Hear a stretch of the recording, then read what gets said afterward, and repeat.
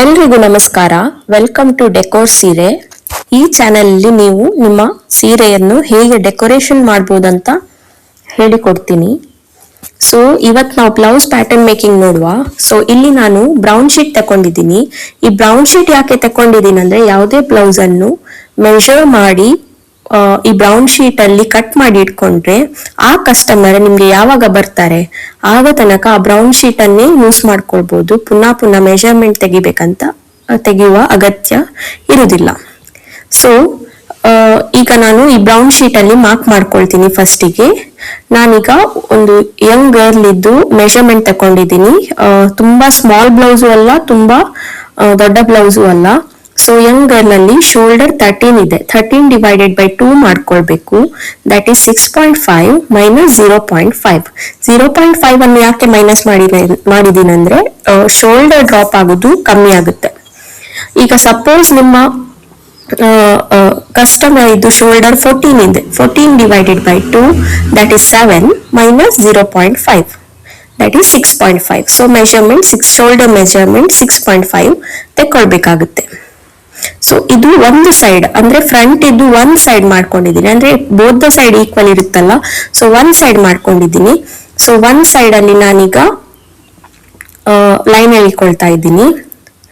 So ನೋಡಿ, ಈ measurement instrument ಅನ್ನು ನಾನು ಯಾಕೆ ಯೂಸ್ ಮಾಡ್ತೀನಿ ಅಂದ್ರೆ ಈ ಮೆಜರ್ಮೆಂಟ್ ಇನ್ಸ್ಟ್ರೂಮೆಂಟ್ ಎರಡು ಸೈಡ್ ಸಹ ಸೇಮ್ ಆಗಿ ಬರುತ್ತೆ. ಸಪೋಸ್ ನಿಮ್ಮ ಕ್ಲೋತ್ ಕ್ರಾಸ್ ಇದ್ರೂ ಸಹ ಈ ಇನ್ಸ್ಟ್ರೂಮೆಂಟ್ ಅನ್ನು ಇಟ್ಕೊಂಡ್ರೆ ಬೋತ್ ದ ಸೈಡ್ ಈಕ್ವಲ್ ಆಗಿ ಸ್ಕ್ವೇರ್ ಆಗಿ ಬರುತ್ತೆ. ಒಂದ್ ಈಕ್ವಲ್ ಆಗಿ ಇದ್ರೆ ಮಾತ್ರ ನಮ್ಗೆ ಎಕ್ಸಾಕ್ಟ್ ಮೆಜರ್ಮೆಂಟ್ ತೆಗಿಲಿಕ್ಕೆ ಆಗ್ತದೆ. ಸೊ ಈ ಇನ್ಸ್ಟ್ರೂಮೆಂಟ್ ಇಂದ ಲೈನ್ ಹಾಕೊಳ್ತಾ ಇದ್ದೀನಿ.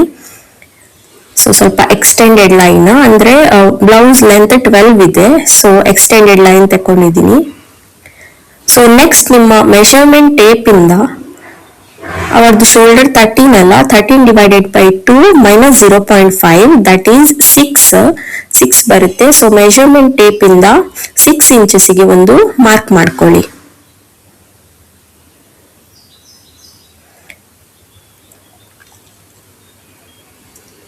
ಇಂಚಸ್ಗೆ ಮಾರ್ಕ್ ಮಾಡ್ಕೊಂಡಿದ್ದೀನಿ.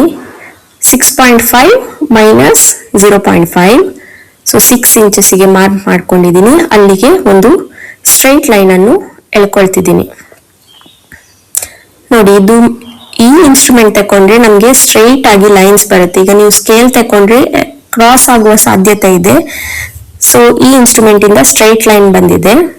ಸೊ ಈಗ ಏನ್ ಮಾಡ್ಬೇಕಂದ್ರೆ ನಾರ್ಮಲ್ ನಮ್ಮ ಶೋಲ್ಡರ್ ಕ್ರಾಸ್ ಆಗಿರುತ್ತೆ, ಸ್ಟ್ರೈಟ್ ಶೋಲ್ಡರ್ ಇರುವುದಿಲ್ಲ. ನೋಡಿ, ಹೀಗೆ ಈ ನೆಕ್ ಬಂದು ಶೋಲ್ಡರ್ ಸ್ಟ್ರೈಟ್ ಇರುವುದಿಲ್ಲ, ಕ್ರಾಸ್ ಬಂದಿರುತ್ತೆ. ಸೊ ಆ ಕ್ರಾಸ್ ಮೆಜರ್ಮೆಂಟ್ ಅನ್ನು ನಾವು ತಕೊಳ್ಬೇಕು. ಎವ್ರಿ ಬ್ಲೌಸಿಗೆ ಈ ಕ್ರಾಸ್ ಮೆಜರ್ಮೆಂಟ್ ಅನ್ನು ನಾವು ತಕೊಳ್ಬೇಕಾಗುತ್ತೆ.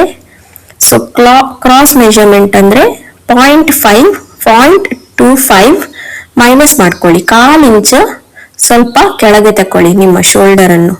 ಸೊ 1/4 ಇಂಚ್ ಕೆಳಗೆ ಮಾರ್ಕ್ ಮಾಡ್ಕೊಂಡಿದ್ದೀನಿ. ಸೊ ನೆಕ್ಸ್ಟ್ ನಿಮ್ಮ ಸ್ಟ್ರಾಪ್, ಬ್ಲೌಸ್ ಸ್ಟ್ರಾಪ್ ಎಷ್ಟು ಬೇಕು, 3 ಇಂಚ 2 ಇಂಚ 2.5 ಇಂಚ ಎಷ್ಟು ಬೇಕು ಅಷ್ಟಿಗೆ ಮಾರ್ಕ್ ಮಾಡ್ಕೊಳ್ಬೇಕು. ಸೊ ಇದು ನಂದು ಕ್ಲೋಸ್ಡ್ ನೆಕ್ ಅಂದ್ರೆ ಫುಲ್ ನೆಕ್ ಬರುತ್ತೆ. ಬ್ಯಾಕ್ ಫುಲ್ ಬಂದು ಫ್ರಂಟ್ ಮಾತ್ರ ಡೀಪ್ ಬರುತ್ತೆ. ಸೊ ಇಲ್ಲಿ ನಾನು 3 ಇಂಚಸ್ ತಗೊಂಡಿದ್ದೀನಿ. ಸೊ 3 ಇಂಚಸ್ ಬ್ಲೌಸಿಗೆ ಬ್ಲೌಸ್ ಸ್ಟ್ರಾಪ್ ಅನ್ನು ಮಾರ್ಕ್ ಮಾಡ್ಕೊಂಡಿದ್ದೀನಿ. ಸೊ ಆ 1/4 ಇಂಚ್ ನಾವು ಡೌನ್ ಮಾಡಿದೀವಲ್ಲ, ಅಲ್ಲಿಂದ ಇಲ್ಲಿಗೆ ಒಂದು ಕ್ರಾಸ್ ಲೈನ್ ಎಳ್ಕೊಳ್ಳಿ. ಸೊ ಈ ಪೋರ್ಷನ್ ಡಮ್ಮಿ ಆಗಿರುತ್ತೆ. ಸೊ ಈ ಪೋರ್ಷನ್ ನಮ್ಗೆ ಮೆಜರ್ಮೆಂಟ್ಗೆ ಬರುವುದಿಲ್ಲ. ಇದು ಮೇನ್ ಮಾಡುದು ಯಾಕಂದ್ರೆ ನಮ್ಮ ಶೋಲ್ಡರ್ ಆಲ್ರೆಡಿ ಡೌನ್ ಆಗಿರುತ್ತೆ, ಬೋತ್ ದ ಸೈಡ್ ಕ್ರಾಸ್ ಆಗಿರುತ್ತೆ. ಸೊ ಹೀಗೆ ನಾವು ತಕೊಂಡಿದೀವಿ. ಸೊ ನೆಕ್ಸ್ಟ್ ಸ್ಟೆಪ್ ಏನಂದ್ರೆ ಆರ್ಮ್ ರೌಂಡ್ ಅನ್ನು ಮಾರ್ಕ್ ಮಾಡಿಕೊಳ್ಬೇಕು ನಾವು. ಸೊ ಆರ್ಮ್ ರೌಂಡ್ ನೋಡಿ, ಆರ್ಮ್ ರೌಂಡ್ ಎಷ್ಟು ಬರುತ್ತೆ, 12 ಇದೆ. 12 divided by 2 that is 6 minus 0.5. ಇದು ಯಾಕಂದ್ರೆ ಇದು ಯಂಗ್ ಗರ್ಲ್ ಇದು ಬ್ಲೌಸ್ ಆದ್ರಿಂದ ಅವರಿಗೆ ಕಂಕುಳದ ಹತ್ರ ಫ್ಯಾಟ್ ಇರುವುದಿಲ್ಲ. ಸೊ ಇಲ್ಲಿ ಫ್ಯಾಟ್ ಇರುವುದಿಲ್ಲ, ಹಾಗಾಗಿ ನಾವು ಮೈನಸ್ 0.5 ತಕೊಂಡ್ರೆ ನಿಮ್ಮ ಶೋಲ್ಡರ್ ಡ್ರಾಪ್ ಆಗೋದು ಕಮ್ಮಿ ಆಗುತ್ತೆ,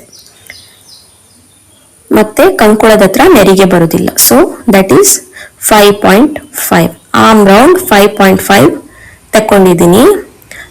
ಇದು ಒಂದು ಮೆಜರ್ಮೆಂಟ್. ಸಪೋಸ್ ನಿಮ್ಗೆ ಆರ್ಮ್ ರೌಂಡ್ ತಕೊಳ್ಳಿಕ್ಕೆ ಮರ್ತೋಯ್ತು, ಆರ್ಮ್ ರೌಂಡ್ ಮೆಜರ್ಮೆಂಟೇ ತಕೊಳ್ಳಿಲ್ಲ, ಈ ಇಮೇಜ್ ನಿಮ್ಗೆ ಬರಲಿಲ್ಲ, ಆಗ ನೀವೇನ್ ಮಾಡಿ ಅಂದ್ರೆ ಬಸ್ಟ್ ರೌಂಡ್ ಇರುತ್ತಲ್ಲ, ಬಸ್ಟ್ ರೌಂಡ್ ಡಿವೈಡೆಡ್ ಬೈ 6 ಮಾಡ್ಕೊಳ್ಳಿ.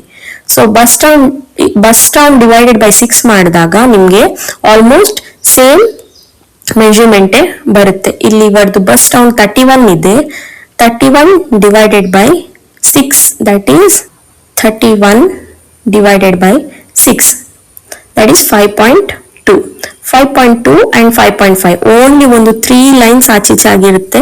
So that doesn't matter. So ನಾನಿಲ್ಲಿ ಈಗ 5.5 ಅನ್ನೇ ತಕೊಳ್ತೀನಿ.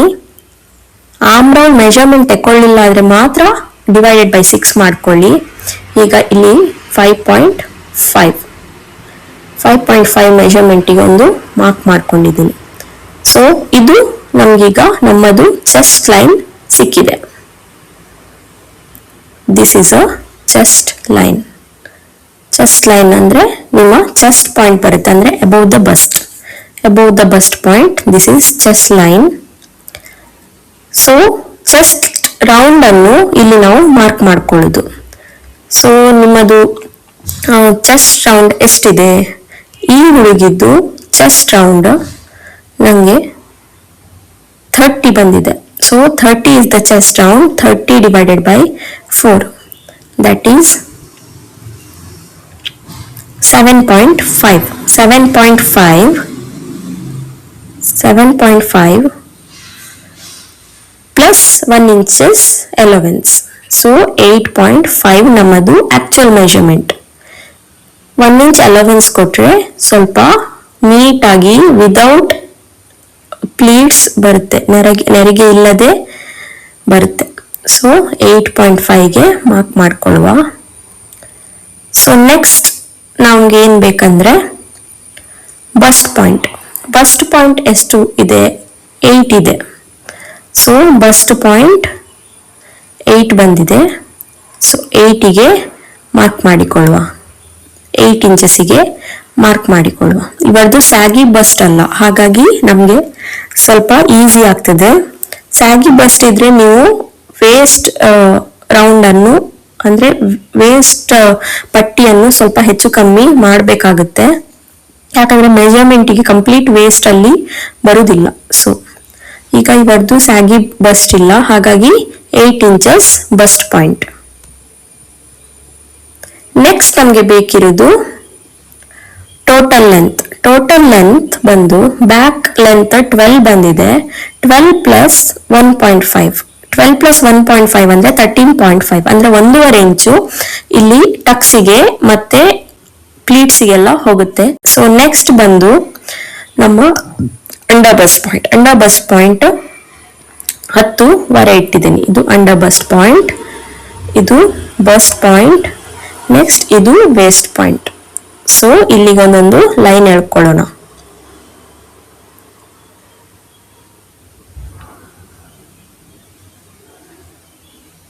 ವೆರಿ ಈಸಿ ಇದೆ ಮತ್ತೆ ವೆರಿ ನೀಟ್ ಆಗು ಈ ಬ್ಲೌಸ್ ಬರುತ್ತೆ. ಸೊ ಒಳ್ಳೆ ಮಾಡಿ ಈ ವಿಡಿಯೋನ್ನೇ ಫಾಲೋ ಅಪ್ ಮಾಡಿ ನೀವು ಸ್ಟಿಚ್ ಮಾಡಿದ್ರಿ ಅಂದ್ರೆ ನಿಮ್ಗೆ ಏನು ಪ್ರಾಬ್ಲಮ್ ಇಲ್ಲ. ಇದು ಕ್ಲೋಸ್ ನೆಕ್ ಮೆಜರ್ಮೆಂಟ್ ಅಂದ್ರೆ high neck measurement. So deep ನೆಕ್ಕಿಗೆ ಬೇರೆ ಮೆಜರ್ಮೆಂಟ್ ಇದೆ, only in the shoulder part. So ಅದು ನೆಕ್ಸ್ಟ್ ವಿಡಿಯೋಲಿ ಹೇಳ್ಕೊಡ್ತೀನಿ. ಸೊ ಈಗ ನಾವು ಬಸ್ಟ್ ರೌಂಡ್ ಅನ್ನು ಮಾರ್ಕ್ ಮಾಡ್ಕೊಳ್ಳುವ.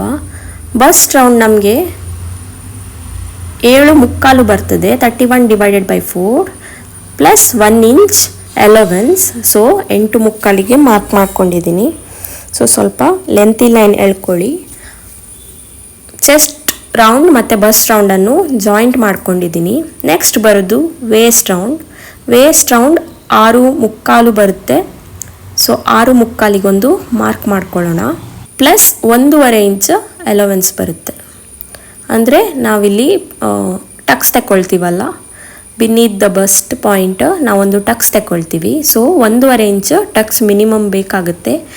ಸೊ ಈ ವಿಡಿಯೋಲ್ಲಿ ನಾವು chest point, bust point and waist point, ಹಾಗೆ chest round, bust round and waist ರೌಂಡನ್ನು ಮಾರ್ಕ್ ಮಾಡೋದು ಹೇಗೆ ಅಂತ ಕಲ್ತ್ಕೊಂಡಿವಿ. ನಮ್ಮ ಅಪ್ಕಮಿಂಗ್ ವಿಡಿಯೋಲ್ಲಿ ನಾನು ನಿಮಗೆ next arm round and neck ಅನ್ನು ಹೇಗೆ ತೆಕ್ಕೊಳ್ಳೋದಂತ ಹೇಳ್ಕೊಡ್ತೀನಿ. ಅಲ್ಲಿ ತನಕ ನನ್ನ ಚಾನಲನ್ನು ಸಬ್ಸ್ಕ್ರೈಬ್ ಮಾಡಿ, ಶೇರ್ ಮಾಡಿ, ಹಾಗೆ ಕಮೆಂಟ್ ಮಾಡಿ. Thank you.